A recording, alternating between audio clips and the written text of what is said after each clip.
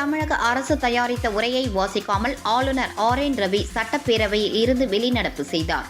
தேசிய கீதத்தை முதலில் பாடாமல் தமிழ்த்தாய் வாழ்த்து பாடல் இசைக்கப்பட்டதற்கு எதிர்ப்பு தெரிவித்து ஆளுநர் வெளிநடப்பு செய்ததாக தகவல் வெளியாகியுள்ளது.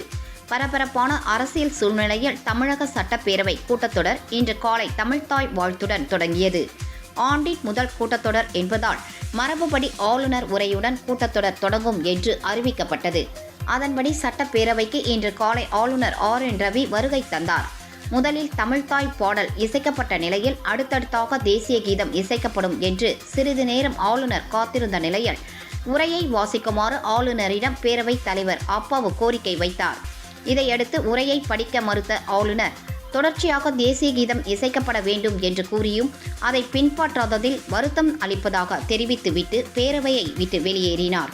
இதனைத் தொடர்ந்து சட்டப்பேரவை மரபுபடி ஆளுநர் உரைக்கு முன்பு தமிழ்த்தாய் வாழ்த்தும் உரைக்கு பின்பு தேசிய கீதமும் இசைக்கப்படுவது வழக்கம் என்று அப்பாவு தெரிவித்தார். இதையடுத்து ஆளுநர் அரசியலமைப்பை தொடர்ந்து மீறுவதாக தெரிவித்து முதலமைச்சர் ஸ்டாலின் ஆண்டின் முதல் கூட்டத்தொடரை ஆளுநர் உரையுடன் தொடங்கும் நடைமுறையை மாற்ற மாநில அரசியல் கட்சிகளோடு இணைந்து முயற்சி மேற்கொள்ளப்படும் என்று கூறினார். இதனைத் தொடர்ந்து தமிழக அரசு தயாரித்த ஆளுநர் உரையை அவர் படித்ததாக அவை குறிப்பில் பதிவு செய்யும் தீர்மானத்தை முதலமைச்சர் கொண்டு வந்தார். அந்த தீர்மானம் குரல் வாக்கெடுப்பு மூலம் நிறைவேறியதாக அப்பாவு தெரிவித்தார். கடந்த 2022ஆம் ஆண்டிற்கு பிறகு தமிழக அரசின் உரையை ஆளுநர் முழுமையாக வாசித்ததில்லை என்பது குறிப்பிடத்தக்கது.